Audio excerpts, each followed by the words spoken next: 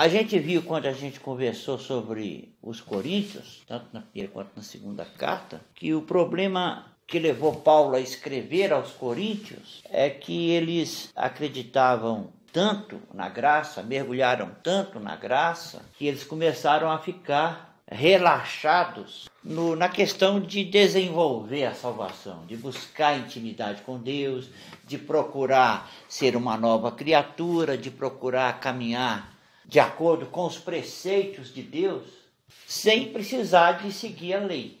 Eles tiveram uma pequena confusão na cabeça e eles assumiram, então, já que nós somos salvos pela fé e pela graça, então agora nós estamos liberados, vamos fazer o que der na telha, que não tem problema, e de qualquer maneira nós vamos ser salvos. A salvação está garantida, mas Deus quer mais do que nos salvar. Ele quer se relacionar conosco, Ele quer ser nosso amigo, nosso Senhor, acima de tudo, e nosso companheiro. E ele escreveu uma segunda carta para os Coríntios para defender o seu ministério e para se abrir um pouco mais com os irmãos lá da cidade de Corinto. Na segunda carta você vai ver o Paulo falar muito sobre coisas que aconteciam com ele.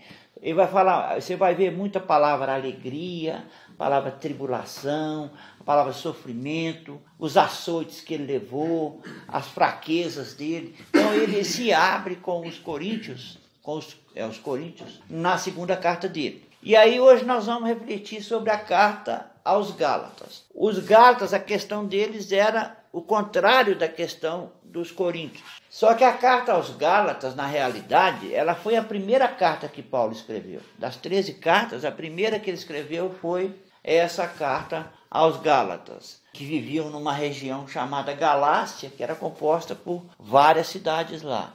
Essa carta foi escrita mais ou menos 1 ano ou 2 antes do primeiro concílio que teve em Jerusalém, que foi o concílio de Jerusalém, que os cristãos lá se reuniram para definir como que seria o comportamento deles em relação à morte de Jesus, em relação à salvação pela fé e pela graça, em relação aos costumes judaicos, já que entre os cristãos havia judeus e havia gentios. Já estava começando a ver os gentios. Então, o primeiro concílio de Jerusalém, por volta do ano 50, foi para isso, para fazer com que houvesse um consenso ali, principalmente para acabar com as práticas judaizantes e para mergulhar de vez na nova aliança, no Novo Testamento, na salvação pela fé, na vida pela graça, na vida no Espírito, na vida de acordo com os propósitos de Deus,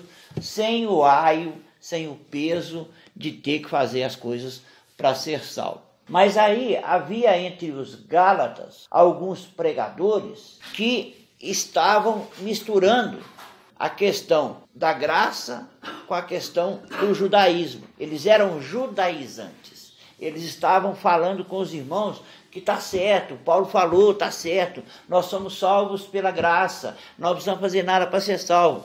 Mas nós precisamos cumprir toda a lei, porque Jesus não aboliu a lei. Nós temos que cumprir a lei, porque senão a salvação não é garantida. E começou a dar um nó na cabeça dos Gálatas. E aí eles começaram a fazer o quê? Começaram a se desviar. Aí Paulo foi lá, na primeira visita, a primeira viagem de Paulo foi para a região da Galácia, visitou os irmãos lá para clarear as coisas, e depois ele escreveu essa carta para eles, que era um resumo do que ele havia dito nas visitas que ele fez nessa região lá, para tentar combater o espírito judaizante dos pregadores que tinham lá. Então, quando você começa a caminhar através da carta, você vai ver que alguns versículos aqui, que são versículos chaves na vida cristã.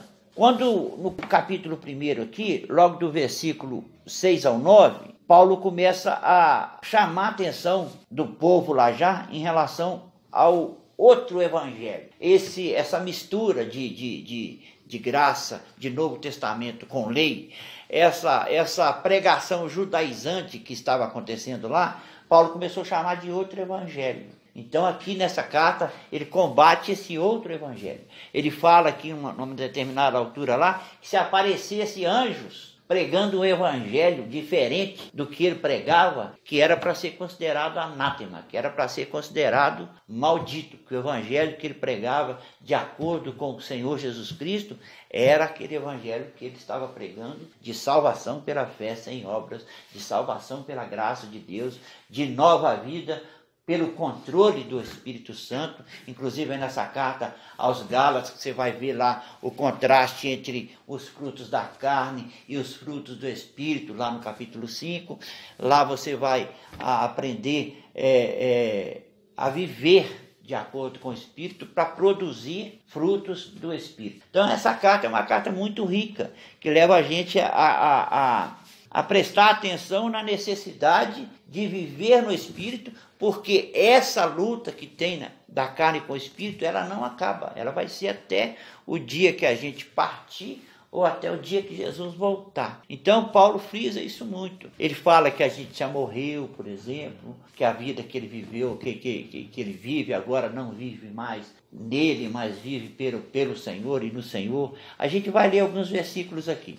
Aqui no capítulo 1, do versículo 6 ao 9, ele fala assim, ó: Maravilho-me de que tão depressa passasseis daquele que vos chamou à graça de Cristo para outro evangelho, o qual não é outro. Mas há alguns que vos aqui inquietam e querem transtornar o evangelho de Cristo. Mas ainda que nós mesmos, ou um anjo do céu, vos anuncie outro evangelho, além do que já vos tenho anunciado, que seja anátema. Então ele começa a carta já combatendo essa diferença, essa contradição de misturar a graça com a lei. Aí a gente vai aqui no capítulo 2, versículo 20, aí o Paulo fala assim, ó: já estou crucificado com Cristo, e vivo, não mais eu, mas Cristo vive em mim. E a vida que agora vivo na carne, vivo-a pela fé do Filho de Deus, o qual me amou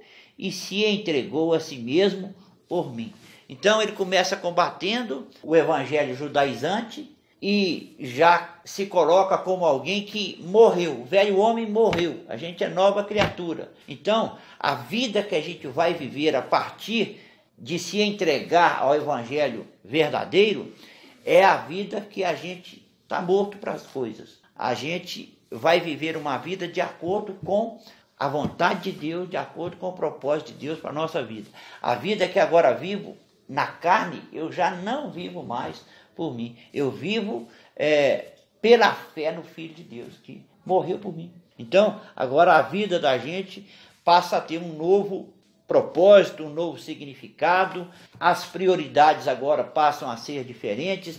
O que eu buscava para conforto da carne passa a ter uma prioridade menor na minha vida, porque o alimentar o Espírito, o seguir o Espírito de Deus, o aprender a ouvir a voz de Deus, aprender a seguir a voz do Espírito Santo que está em nós, tem que passar a ser a prioridade na nossa caminhada com Deus. Que eu não vou conseguir caminhar com Deus se eu não aprender a ouvir o Espírito Santo. E eu não vou caminhar com Deus se eu não obedecer o Espírito Santo. Se eu não me alinhar à palavra, porque a palavra é o verbo, né? É o próprio Jesus falando conosco. Então isso aqui é mais do que um livro, é a palavra de Deus, é o próprio Jesus falando conosco. Aí nós vamos lá no capítulo 5 e vamos ler os versículos de 16 a 18. Foram os versículos que eu separei, tem mais um ainda.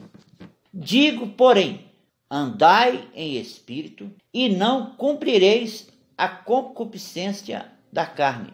Porque a carne cobiça contra o espírito e o espírito contra a carne. E estes opõem-se um ao outro para que não façais o que quereis. Mas se sois guiados pelo Espírito, não estáis debaixo da lei. Então, ele combatendo o Espírito, as pregações judaizantes que estavam tendo lá, ele teve que tomar esse cuidado para deixar claro para nós que a gente não está debaixo da lei se a gente estiver sendo guiado pelo Espírito. Porque se a gente resolver abolir, deixar de seguir a lei simplesmente e não seguir o Espírito, a gente vai ficar perdido, vai ficar desnorteado. A gente só não está debaixo da lei se a gente se colocar debaixo da orientação do Espírito Santo. E aí tem aqui as obras da carne, todo mundo sabe: adultério, fornicação, impureza, lascívia, idolatria, feitiçaria, inimizades, porfias, emulações, iras, pelejas, dissensões, heresias, invejas, homicídios, bebedices, glutonarias. São só coisas que dizem respeito à nossa carne, ao nosso conforto carnal, aos nossos desejos carnais, aos nossos instintos carnais, que são o quê? São obras da carne. Então, se a gente deixar a carne nos dominar, a gente vai produzir sempre obras da carne. Então, por isso que a gente precisa se policiar para estar alimentando o espírito e para estar sempre subjugando a carne.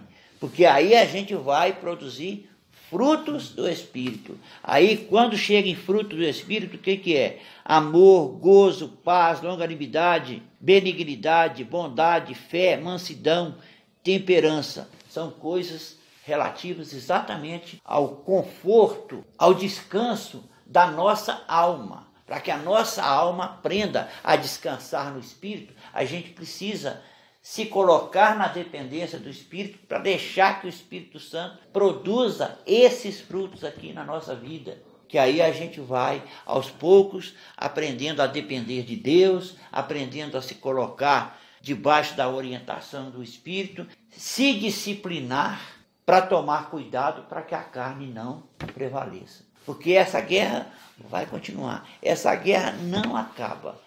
Essa guerra vai ser até Jesus voltar. E eu quero ler mais um versículo, que é o versículo, capítulo 6, versículo 14. Quando Paulo fala assim, mas longe esteja de mim gloriar-me, a não ser na cruz de nosso Senhor Jesus Cristo, pela qual o mundo está crucificado para mim e eu para o mundo. Então, a minha vida no Espírito, a minha vida com Deus, a minha caminhada com Deus só vai fluir quando a cruz se tornar realidade na minha vida. Quando eu tiver o desprendimento natural, normal, isso ser corriqueiro na minha vida, para que toda vez que eu fizer alguma coisa de acordo com a vontade de Deus, eu não me ensoberbecer, não achar que eu sou super crente, não achar que eu estou bonzinho, que eu estou bom demais, não achar que eu sou o cara. Não. Tudo que eu produzi de fruto do Espírito é por causa da obra de Jesus no Calvário, é por causa da cruz de Jesus, é por causa da morte dele, porque é pela morte dele que o mundo está crucificado. É pela morte dele que o pecado pode ser derrotado. É pela morte dele que os pecados nossos estão perdoados. Então, qualquer coisa que seja bom para mim, eu tenho que ser grato a Jesus. Qualquer vez que eu escorregar, eu tenho que me arrepender e me consertar com Jesus. Para quê? Para ser salvo? Não. Para ter comunhão, para ter paz, para ter alegria, para ter gozo no Espírito, para ser longânimo, para produzir o que o Espírito quer produzir através da minha vida. Para ele produzir, eu tenho que estar alinhado, eu tenho que estar conectado com ele o tempo inteiro. Eu tenho que me policiar, eu tenho que me disciplinar para poder caminhar com Deus do jeito que a palavra orienta para que a gente caminhe. E manter sempre o foco na certeza de que o fruto que eu produzi, não sou eu que estou produzindo, é o Espírito que está produzindo através de mim. Porque tendo essa consciência, eu vou ser cada vez mais dependente do Espírito, cada vez mais me esforçando para ouvir a voz dele e cada vez mais me colocando em condição de obedecer o que ele está dizendo, está me ensinando, está me orientando, através de todas as maneiras, através de pregações, através da palavra, através das circunstâncias. É um ouvido treinado, um ouvido espiritual treinado, que faz com que eu caminhe de acordo com o propósito de Deus. E o propósito de Deus é eu viver no Espírito, viver conduzido pelo Espírito, viver guiado pelo Espírito, viver dependente do Espírito. A gente não vai chegar a uma vida plena de comunhão com Deus se a gente não aprender isso. Que a guerra está aí, mas essa guerra ela é vencida quanto mais eu descansar no Espírito. Mas quando eu descanso no Espírito, eu não posso deixar de prestar atenção que o meu espírito está vivo, o meu espírito está vivificado, o meu espírito está querendo Deus, mas em contrapartida, a minha carne está aí. Ela está contendendo, ela está combatendo, ela está lutando contra o espírito porque ela quer prevalecer. Porque enquanto a gente tiver com o DNA do pecado no nosso corpo, a nossa carne não vai ser morta. Não tem esse negócio que a gente morreu, a gente não morreu. A notícia ruim para o crente é essa, que o crente acha que ele virou nova criatura, que a carne morreu. Não morreu, a carne está aí viva e está sempre querendo fazer alguma coisa, sempre querendo aprontar, querendo buscar o seu próprio desejo, satisfazer seus instintos, satisfazer suas vontades, porque para a nossa carne Deus é um detalhe, enquanto para o nosso espírito Deus é tudo. Para a nossa carne Deus às vezes é aquele Senhor, Criador do universo, que eu posso procurar para pedir socorro na hora que eu estou sofrendo, para pedir uma provisão na hora que eu estou passando um aperto. Mas para o nosso espírito, Deus é tudo. Deus é o começo, o meio e o fim. Ele é o alfa e o ômega. Ele é aquilo que nos sustenta, porque Ele sustenta o universo inteiro na palma da mão dele. Então a gente precisa aprender nessa carta de Paulo aos Gálatas que a gente não pode se deixar ser judaizado, voltar àquelas práticas antigas de fazer circuncisão, de fazer festa disso, festa de trombeta, festa da colheita. Não, isso aí é judaísmo. A gente não precisa disso. A gente precisa de buscar mergulhar na intimidade, mergulhar na comunhão, na sintonia com o Espírito Santo que está em nós. Aí a nossa vida no Espírito prevalece. Aí a nossa carne é dominada, não morre. Porque o DNA do pecado só vai sair da nossa carne quando tiver a redenção final. Quando o nosso corpo for glorificado e nós passarmos a ter um corpo igual ao corpo que Jesus Cristo tem hoje, um corpo glorificado.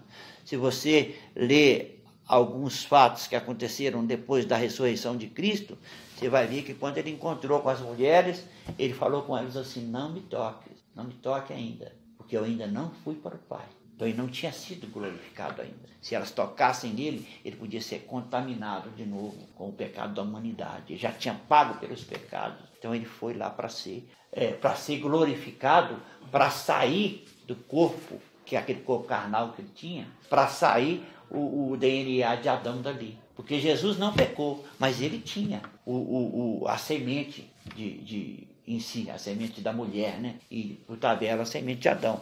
Mas ele foi gerado pelo Espírito Santo. Então era aquele conflito. Ele era 100% homem, 100% Deus.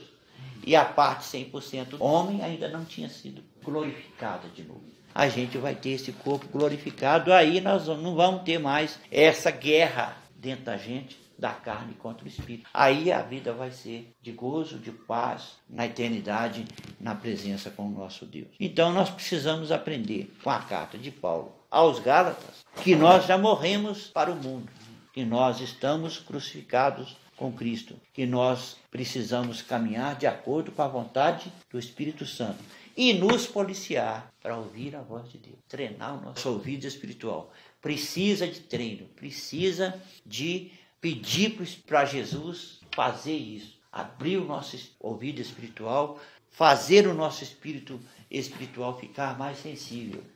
Quando você está com o ouvido sensível, você ouve coisas de Deus que você nem imaginava que ouviria. Às vezes você faz uma pergunta para Deus e Ele te responde, sem você às vezes nem entender como que chegou aquela resposta. Você vai ver que você está com o ouvido aberto, você está prestando atenção no Espírito, e quanto mais você presta atenção nele, mais ele fala. Porque a função do Espírito Santo em nós é essa, é nos instruir, é nos guiar, é nos conduzir até o dia que Jesus voltar. A função do Espírito Santo na terra é essa, cuidar de nós para entregar nós para Jesus. Está aqui Jesus, eu cuidei, é seu, entendeu? Então a gente tem que valorizar essa necessidade de ser dependente e de ser submisso e obediente ao Espírito Santo. E se policiar e se treinar para ouvir a voz dele. Amém?